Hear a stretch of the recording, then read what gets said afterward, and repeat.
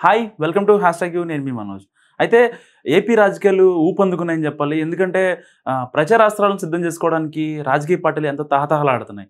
So ఇలాంటి నేపథ్యంలో YCP అధికార ప్రతినిధులు ఇంకా వైసీపీ నేతలు రోజుకొక ఒక కొత్త స్ట్రాటజీతో ముందుకు వస్తున్నారు. ఎందుకంటే ఇప్పుడు రీసెంట్గానే పోసాని కృష్ణమురళి తాజాగా ఒక బాంబు పేల్చారని చెప్పాలి.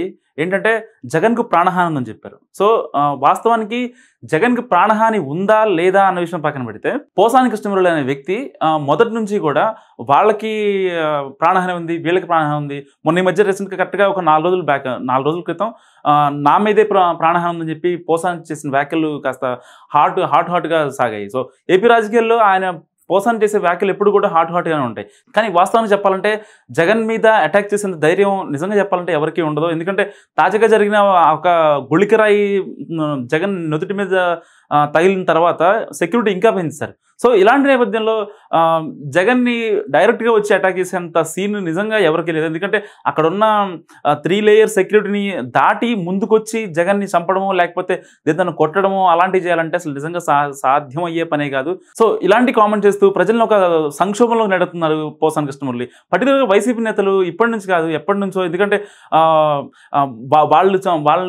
వీళ్ళు వాళ్ళని చంపేస్తున్నారు, వాళ్ళు వీళ్ళని చంపేస్తున్నారు అంటూ ఒక హాట్ కామెంట్ చేస్తూ ప్రెస్ మీట్లు పెడుతూ హాట్గా ఉంటున్నారు తప్ప నిజంగా అసలు అది ఏది కార్యరూపం దాల్చలేదు. ఎందుకంటే మొన్న మధ్య రీసెంట్గా జరిగిన జగన్ గుళికరాయి తగిలిన ఘటనలో ఆయనకి కొంచెం దెబ్బ తగిలినప్పటికీ స్టిక్కర్ చాలా పెద్ద వేశారు. తర్వాత ఐటీడీపీ చేసిన ఆరోపణలతో స్టిక్కర్ కొంచెం సైజు పెంచి మళ్ళీ అమాంతంగా మొన్న మేనిఫెస్టో ప్రకటించడం తీశారు. సో ఇలాంటి నేపథ్యంలో నిజంగా వైసీపీ చేసిన కుట్రలు ప్రజలకి అన్నీ తెలుసు, ప్రజలకి అన్నీ తెలుసు అని చెప్పాలి. ఎందుకంటే ఒక రాయి తగిలిన తర్వాత దానికి 2-3 కుట్లు పడితే సో అది వెంటనే ఎలా మాయమవుతుందని చెప్పి ఇప్పుడు ప్రజలే క్షేత్రస్థాయిలో అడుగుతున్న పరిస్థితి నెలకొన్నాయి. ఎందుకంటే ఒక 2-3 కుట్లు పడ్డాయంటే కనీసం ఆ గాయం ఒక 15 రోజులు 20 రోజులతో పక్కా ఉంటుంది. అక్కడ కనీసం ఆనవాళ్ళు కనిపిస్తూ ఉంటుంది.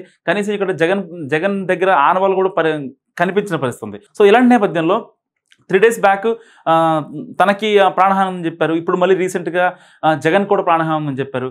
నిజంగా వీళ్ళకి ప్రాణహాని తలపెట్టే దమ్ము ఎవరికి ఉందంటే నిజంగా లేదని చెప్పాలి. ఏపీ సీఎం జగన్కి ప్రాణహాని ఉంది. టీడీపీ అధినేత చంద్రబాబు నాయుడు బహిరంగ వ్యాఖ్యలు చేసినా పట్టించుకోవడం లేదని ఫైర్ అయ్యారు పోసాని కృష్ణమురళి. అయితే వైఎస్ జగన్కు ప్రాణహానిపై సుప్రీంకోర్టు ప్రధాన న్యాయమూర్తికి చంద్రచూడ్కి లేఖ రాస్తానని స్టేట్మెంట్ ఇచ్చారు ఆయన. అయితే ఏపీలో ఒక రోజు రండి, తిరిగి చూడండి, వైఎస్ జగన్ను కాపాడండి అని లేఖలో సీజీఐని కోరనట్లు వెల్లడించారు పోసాని. వైఎస్ జగన్ కాపాడండి అని సీజీఐకి రాసే లేఖలో విజ్ఞప్తి చేస్తున్నారు పోసాని కృష్ణమురళి. ఇక భారతీయ జనతా పార్టీతో పొత్తు పెట్టుకొని ఏదైనా చేస్తా అన్నట్టుగా చంద్రబాబు ఉన్నారని మండిపడ్డారు. సో భారతదేశంలో నెంబర్ 1 డాన్ చంద్రబాబుగా పేర్కొన్నారు ఆయన. వైఎస్ జగన్మోహన్ రెడ్డిని ఆంధ్రప్రదేశ్ ప్రజలు నమ్మాలని విజ్ఞప్తి చేశారు. ప్రతి యుగానికి ఒక రాక్షసుడు ఉంటాడు, ఈ యుగంలో చంద్రబాబు రాక్షసుడు అంటూ హాట్ కామెంట్లు చేశారు పోసాని కృష్ణమురళి. వాస్తవానికి పోసాని కృష్ణమురళి చేసిన వ్యాఖ్యల్ని ఏపీ ప్రజలు పెద్దగా పట్టించుకోవాల్సిన అవసరం లేదు. ఎందుకంటే బీజేపీతో పొత్తు పెట్టుకుంటే బీజేపీలో చేరితే ఎవరు ఏం చేసినా నడుస్తుందా, చేసిన అవినీతి కూడా కనిపించదా అని నిలదీశారు పోసాని కృష్ణమురళి. వాస్తవానికి జగన్ చేసిన అవినీతి కూడా చూడాలని చెప్పి పోసాని కృష్ణమురళి గారు అర్థం అవ్వాలి. ఫేక్ వీడియోపై వెంటనే స్పందించిన కేసులు పెడుతున్నారు. మరి బహిరంగంగా సీఎం వైఎస్ జగన్పై స్పందించట్లేదు.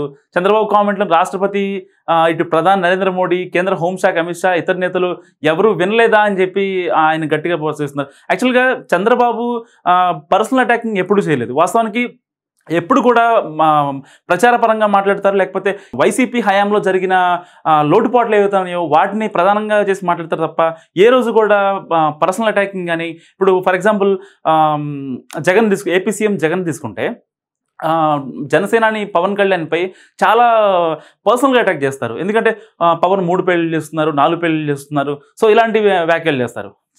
ఒకవేళ టీడీపీ చంద్రబాబు బహిరంగ సభలో మాట్లాడాలంటే పోలవరం గురించి మాట్లాడతారు, వివేక హత్య కేసు గురించి మాట్లాడతారు. కానీ ఎప్పుడు కూడా జగన్ యూకే వెళ్ళాడు, యూకేలో ఏ గెస్ట్ హౌస్లో ఉన్నాడని చెప్పి ఎవ్వరు కూడా మాట్లాడలేని పరిస్థితి. ఎందుకంటే పర్సనల్గా అటాక్ చేయాలంటే వైసీపీకి మించి ఇంకొకరు లేరనే చెప్పాలి. సో ఈ వీడియోపై మీరే అనుకుంటారో మాకు కామెంట్ రూపంలో తెలియజేయండి. చూస్తూనే ఉండండి #యూ.